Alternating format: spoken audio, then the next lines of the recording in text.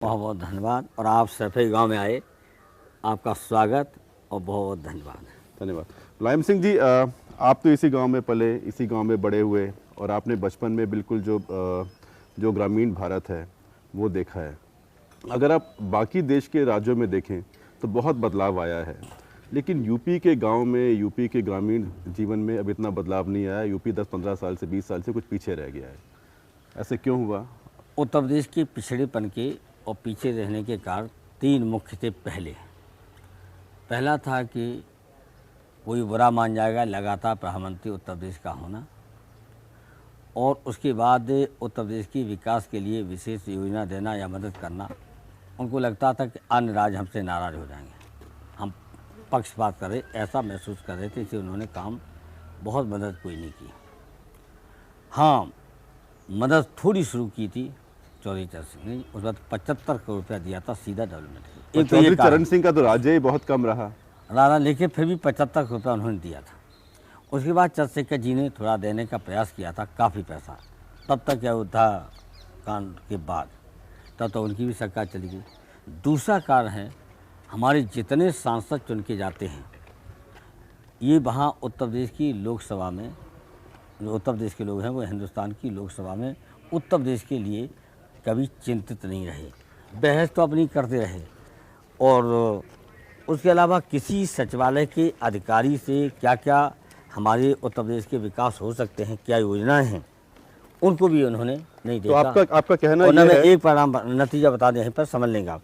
जहाँ हम रक्षा मंत्री बने, एक भी लोकसभा और राज्यसभा का मेंबर मुझसे मिल नहीं आया कि आप क्या तरक्की कर सकते हो, क्या दे सकते हो उत्तर प्रदेश के लिए, एक भी नहीं आया। और बाकी राज्यों के आते थे? बाकी राज्यों के सारे लोग हमसे लोकसभा के और राज्यसभा के घेरते थे, हमें कैंट में ये ज़मीन दे दो, हम ऐसा कर दीजिए, एनसीसी का ये कर दीजिए। हमने अपनी तरफ से एनसीसी की, हाँ, और मैनपुरी में एक स्टेशन बनवाना चाहते थे, तब तक है सेक्रेटरी। तीसरा कारण है, उत्तर प्रदेश की हावी रही नौकरशाही IAS केंद्रीय सचिवालय पर। केंद्रीय सचिवालय में जो उत्तर प्रदेश के IAS गए भी हैं, उन्होंने भी कभी उत्तर प्रदेश की चिंता नहीं की कि हम उत्तर प्रदेश की योजना बना के भेजें और वहाँ की सरकार को बताएं कि किस तरह से उत्तर प्रदेश को और पैसा मिल सकता है। तीन कारण तो ये मुख्य पहले थे। उसके बाद राजनीतिक लाभ उठाने के लिए अनदेखी की, बेईमानी और भ्रष्टाचार, जितना हो सकता था उतना भ्रष्टाचार हुआ है, और अपने सत्ता बचाए रखने के लिए उन्होंने पूरी तरह से भ्रष्टाचार की मदद की है। और धीरे धीरे ये हालत हुई कि जब कोई मुख्यमंत्री और मंत्री बेईमानी करेगा तो फिर नौकरशाहों को रोका नहीं जा सकता। हमारी पूरी राय रही समाजवादियों की कि भ्रष्टाचार ऊपर से नीचे जाता है। तो आप ये कह रहे हैं कि यूपी को बजाय इस बात का फ़ायदा होने के कि यूपी का नेता हमेशा प्रधानमंत्री रहा, उसका नुकसान हुआ? उन्होंने संपूर्ण नुकसान तो उत्तर प्रदेश का नहीं हुआ, एक उत्तर प्रदेश का इतिहास तो बना, पर उत्तर प्रदेश का फ़ायदा नहीं लेकिन हुआ। उत्तर प्रदेश के लिए किसी भी प्रधानमंत्री ने नहीं सोचा, केवल डर, वो चाहते हुए भी डर लगता था कि हम पर कोई आक्षेप न हो, हम पर आरोप न लगे कि अपने उत्तर प्रदेश के लिए पक्षपात कर रहे हैं अन्य सूबों की डर की वजह। अब आप देखेंगे जो हालत किसानों की पंजाब की, आंध्रा की थी, उससे कहीं खराब उत्तर प्रदेश की थी। हमें खुशी है कि पंजाब के किसानों को मदद की, हम पक्ष में हैं कि आंध्र प्रदेश के किसानों को मदद की, हम खुद से हरियाणा के किसानों को मदद की, लेकिन आखिर उत्तर प्रदेश के किसानों की मदद क्यों नहीं की है? अभी बाढ़ है, जल भराव है, और हमें कल शिकायतें मिल रही थी कि साहब कुछ अब आगे आने वाली रबी की फसल को नहीं बो सकेंगे, लेकिन अभी तक गंभीरता से केंद्रीय सरकार ने इस बाढ़ को और इस जल भराव को नहीं लिया प्राथमिकता था। लेकिन लिया किसको? लिया अयोध्या को जी, जिसका कोई मतलब नहीं था। अयोध्या की बात अब हम लगे थे बाढ़ में इतनी जल्दी राहत पहुँचे, ज़्यादा पहुँचे, और तब इनको दिखाई दे रहा था अयोध्या।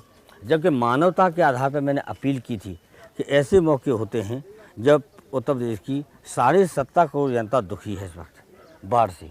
जब 15% छोड़िए, शहरों में भी मकान गिरे हैं, सब दुखी थे, तो ऐसे मौके पर ये आंदोलन ख़त्म कीजिए। मैंने कितनी अपील की। देखिए, अयोध्या की बात पे हम आते हैं, लेकिन एक कहना यह भी है जिसको मैं मानता हूँ कि उत्तर प्रदेश का नुकसान उत्तर प्रदेश की राजनीति से हुआ है। जो राजनीति इतनी डिवाइड हो गई अब कि कुछ जाति के ऊपर, कुछ धर्म के ऊपर, तो अब किसी को उत्तर प्रदेश के जो तीन एक तरह से आप मान लिए नेता हैं या तीन ग्रुप हैं, बीजेपी है, समाजवादी पार्टी है, बहुजन समाज पार्टी है, किसी को परफॉर्मेंस की ज़रूरत ही नहीं, क्योंकि बहुजन समाज पार्टी के जो वोटर हैं उसी को वोट देंगे, परफॉर्मेंस जैसा भी हो। बीजेपी के जो एक कोर वोटर हैं उसी को वोट देंगे, परफॉर्मेंस जैसा भी हो, चाहे मंदिर के बहाने हैं। जो आपके कोर वोटर हैं वो चाहे जाति के नाम पे, चाहे क्योंकि जो मुस्लिम वोट का आपके साथ एक एलिजेंस है, तो आपको वोट मिलेगा। तो ये जब इतनी राजनीति बढ़ जाती है तो उसमें नेता के लिए काम करने की ज़रूरत क्या है, यहाँ और वो पर काम कर कैसे सकता है? एक राय अपनी बदलनी पड़ेगी आपको। ये समाजवादी पार्टी का वोट कहाँ कैसे उतना हर हालत में ऐसा नहीं है। हम संक्षिप्त बता दे रहे, जैसे बहुजन समाज पार्टी है, अपना समाज कह करके वो वोट ले सकते हैं, और कांग्रेस पार्टी अभी तक नेहरू जी का नाम लेकर के कांग्रेस चल रही है। लेकिन समाजवादी पार्टी के सामने कठिन समस्या है। हम केवल डॉक्टर लोहिया का नाम लेकर के, जयप्रकाश जी का नाम लेके, आचार्य जी के नाम लेकर के पार्टी को नहीं चाह सकते, क्योंकि समाजवाद एक सैद्धांतिक एक विचारधारा है, और विचारधारा कार्यक्रम पर चलेंगे तब हमें वोट मिल सकता है। और उसका नतीजा ये है, अब जो सरकार को जनसमर्थन उत्तर प्रदेश का है, पूरी जनता का,